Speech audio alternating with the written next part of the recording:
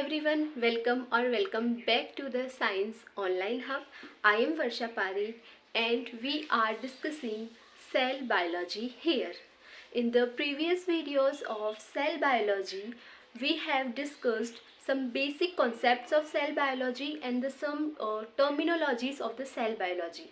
ठीक है, आज की क्लास में अब हम शुरू करने जा रहे हैं हिस्ट्री ऑफ सेल बायोलॉजी, यानी कि जो सेल बायोलॉजी है उसका जो है हम कह सकते हैं दैट कहाँ से वो शुरू हुई थी, या फिर कैसे जो है सेल की डिस्कवरी हुई, कैसे सेल थ्योरी है जो इम्प्लीमेंटेड हुई थी एंड एक्सेट्रा थिंग्स. तो आज की क्लास में हम शुरू कर रहे हैं हिस्ट्री ऑफ सेल बायोलॉजी.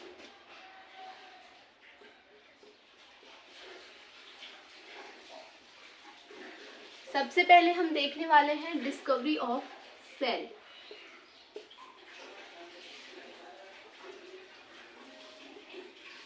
सबसे पहले हम देखने वाले हैं डिस्कवरी ऑफ सेल. तो देखिए, एक स्टोरी मैं सुनाती हूँ आपको. बहुत पहले की बात है, किसी जमाने की बात है. कौन सा टाइम था वो? 1665. आपको याद रखना है, एक जमाने की बात है, बहुत पुराने जमाने की. टाइम था 1665.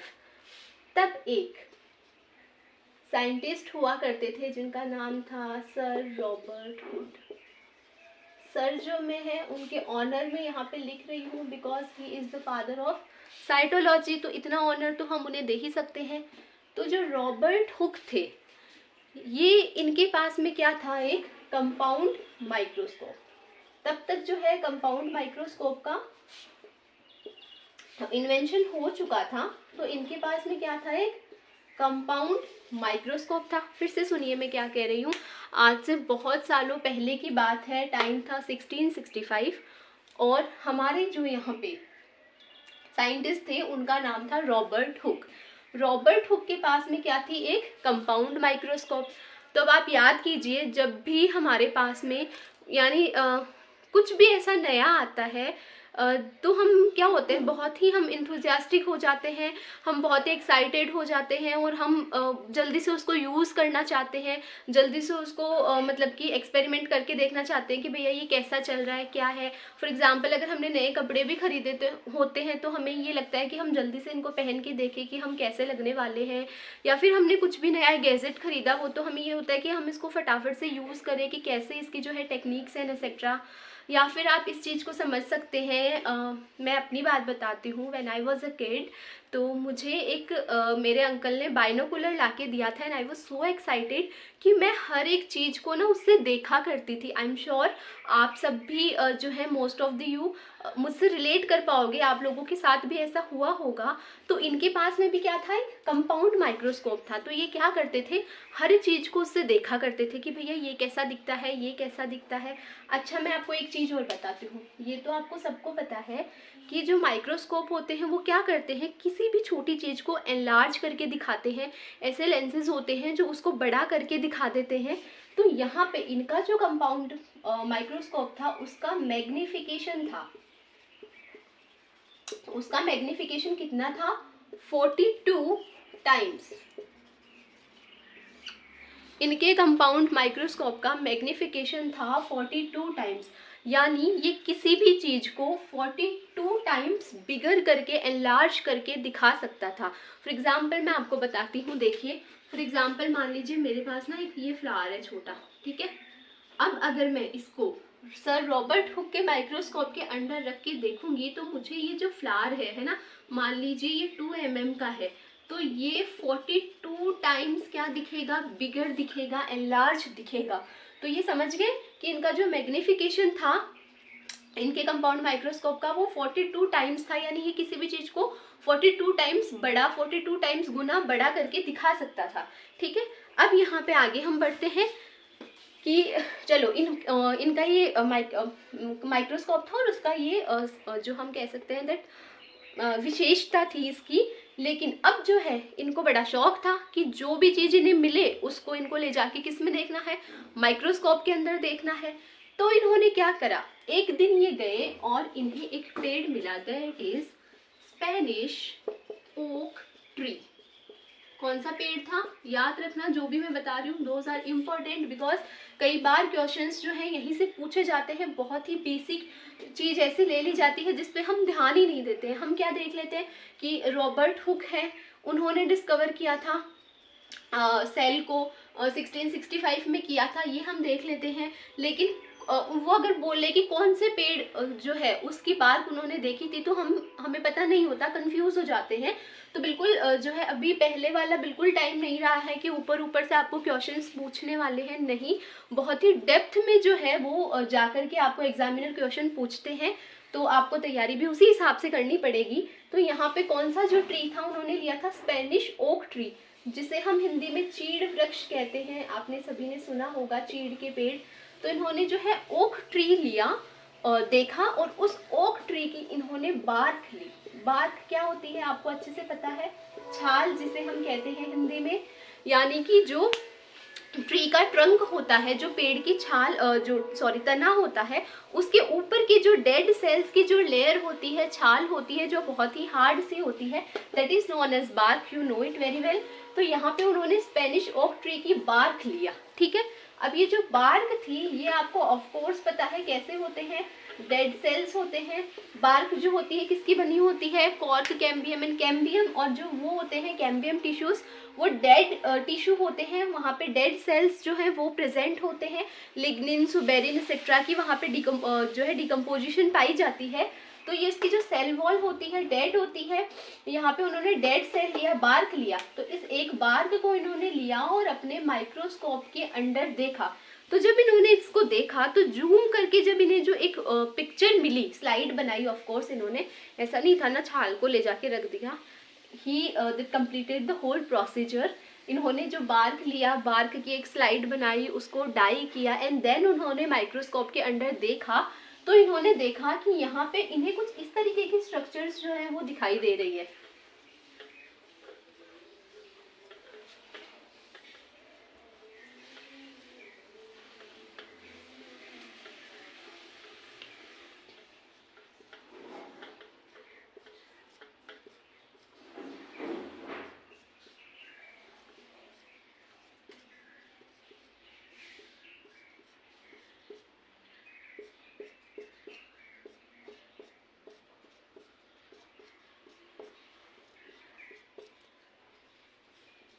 इस तरीके की जो है स्ट्रक्चर उन्हें दिखाई दी।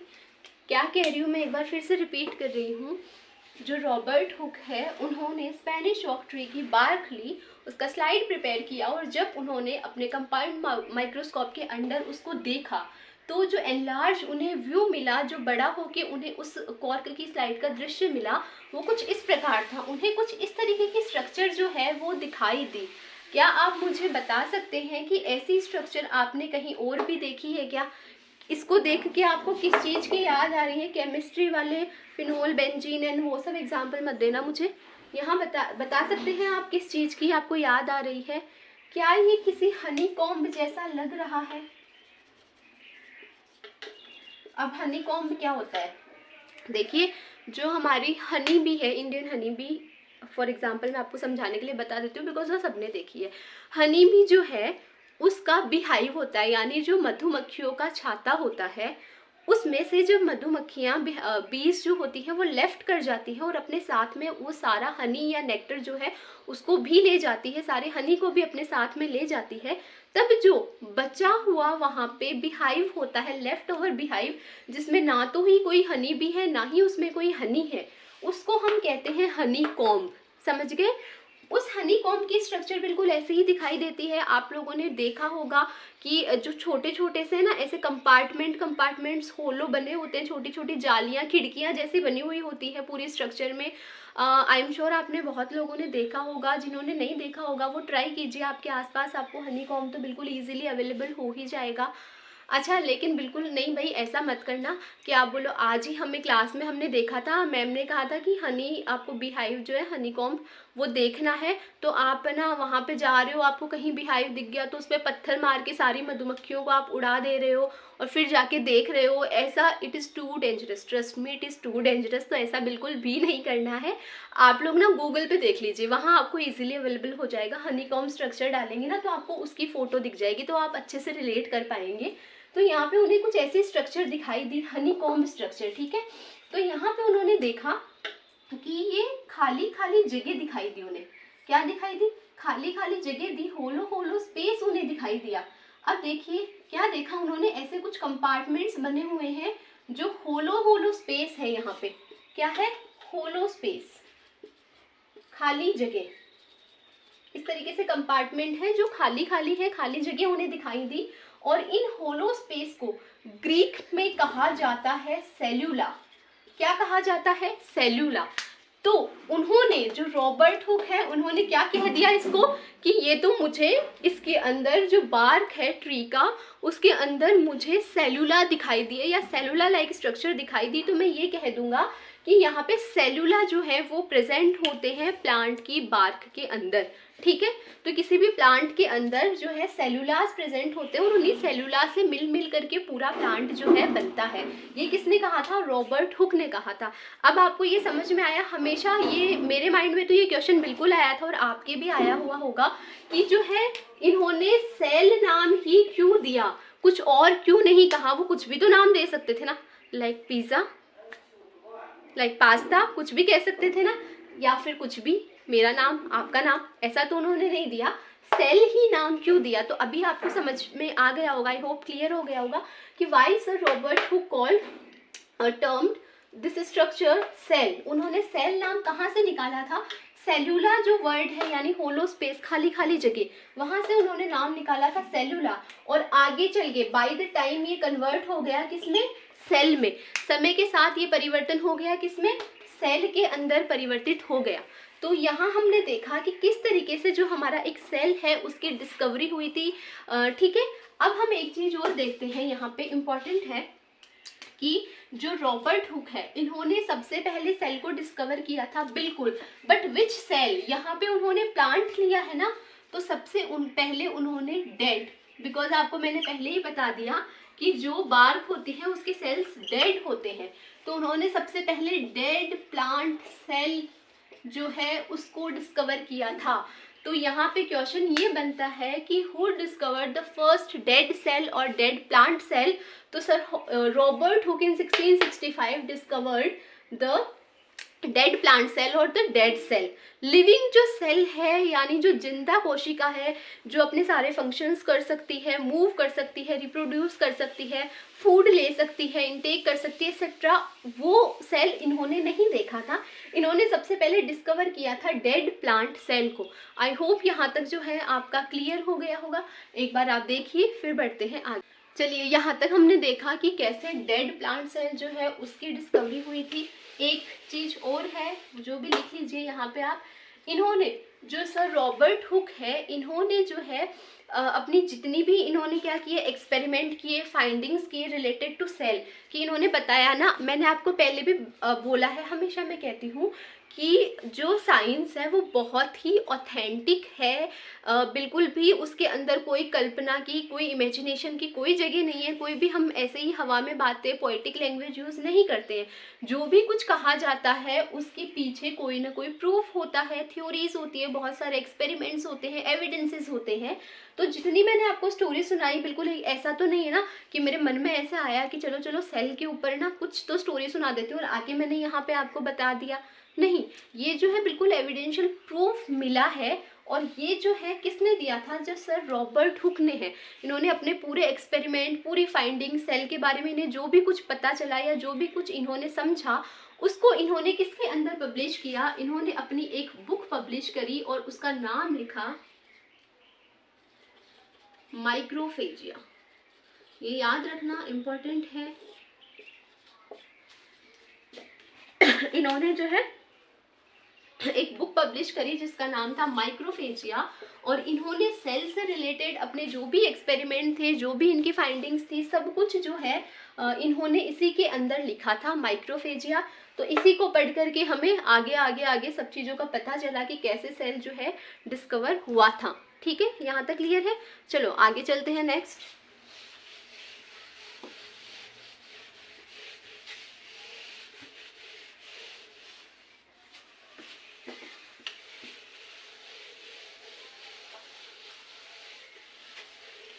यहाँ पे तो हमने बात करी है किसकी, डेड प्लांट सेल की। अब हम बात करेंगे लिविंग सेल की। कोई जो जिंदा कोशिका है, जो लिविंग सेल है, उसको भी डिस्कवर किया गया था। तो अब हम नेक्स्ट उसी की बात करने वाले हैं कि लिविंग सेल को कब, कैसे, कहाँ डिस्कवर किया गया। चलिए शुरू करते हैं।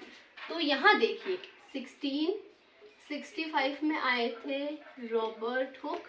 इन्होंने क्या करा, प्लांट की जो है डेड प्लांट सेल को डिस्कवर किया। ठीक है, अब यहाँ तक बात हो गई। अब इसके कुछ सालों बाद 1674 में, ऑलमोस्ट 9 ईयर्स आई होप, तो 9 ईयर्स बाद में एक और साइंटिस्ट आए जिनका नाम था एंटोन वॉन ल्यूवेनहॉक। स्पेलिंग बहुत ही काफ़ी इंटरेस्टिंग सी है, तो याद कर लेना। एंटोन वॉन ल्यूवेनहॉक जो है वो आए थे 1674 में। अब देखो वहाँ पे जो है रॉबर्ट हुक के पास कंपाउंड माइक्रोस्कोप था। अब तक क्या हो चुका था, इलेक्ट्रॉनिक माइक्रोस्कोप जो है उसका इन्वेंशन हो चुका था। तो इनके पास में मे भी इलेक्ट्रॉनिक माइक्रोस्कोप रहा। और अब ये भी भैया इनके पास भी कुछ था, कुछ बेटर था, पहले वाले से बेटर वर्जन था, मैग्निफिकेशन ज़्यादा अच्छा था, क्वालिटी ज़्यादा बेटर थी। तो इनको भी लगता था कि मैं भी ना कुछ कुछ सर्च करूँ। ये हर जगह सर्च करते जाते थे।